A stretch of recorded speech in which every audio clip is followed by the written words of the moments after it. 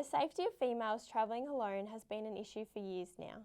Sydney has recently proposed new female-only carriages on train services to help segregate women from other passengers, therefore allowing them to feel safer on their journeys.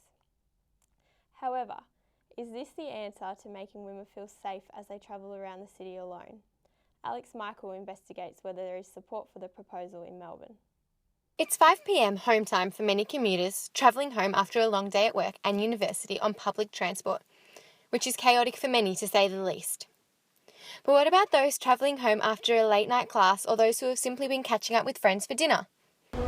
All across the country, women are clutching their keys and looking over their shoulders in fear of being attacked on their commute home. To combat this issue, New South Wales Rail, Tram and Bus Union National Secretary Bob Nirvana has called for a safe carriages trial for women on trains in New South Wales after 8 p.m. Mr Nirvana has stated that the women-only carriages should include panic buttons, CCTV surveillance and frequent guard visits.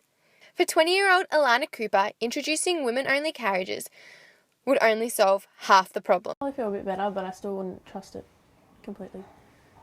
From the 1st of January this year, Metro began Melbourne's night network. This includes all-night public transport on weekends, with all-night metropolitan trains and trams and late-night bus services. Melbourne is the only major city other than Berlin to offer all-night public transport.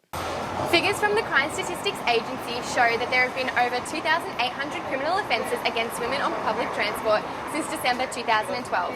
A New South Wales survey found that over 64% of women felt unsafe on public transport after dark. This is a fear that is seen to be shared by many Melbourne women. Yeah, definitely, especially my family, because my dad has had a few experiences when he was younger, even though he's a male, that where he has got off a train nearing night time and people have attacked him. And so from then onwards, my parents have told me not to travel at night time ever. Currently, train stations are implementing safety features by having police awareness boards, security officers, as well as protective service officers in and around all train stations.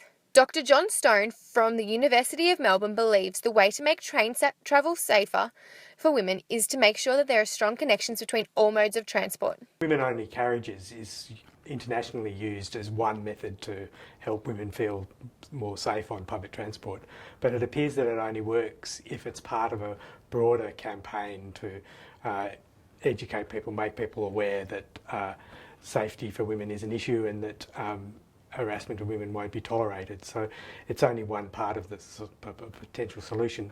But we also have to think about how public transport itself can create a safe environment. So that means you have to make sure that buses meet trains reliably so that anybody getting off a train knows that they're not going to be standing on a dark bus stop for hours possibly.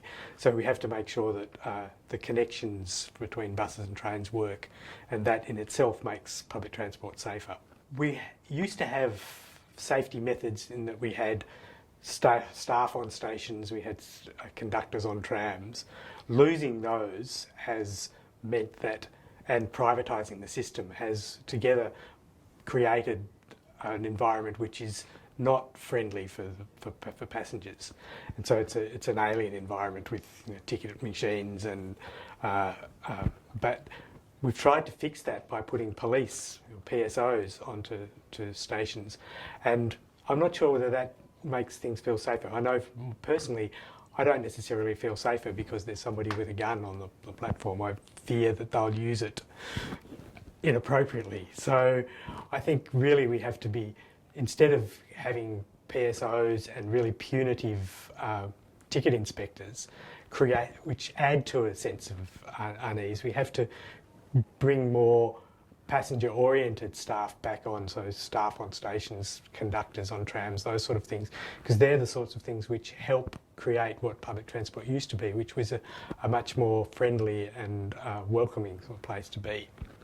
Regular commuter Miles Brown believes segregation is not the answer. I feel safe travelling on trains. I think girls should as well. There's no reason to be that there is a difference. They're both the same. We are the same.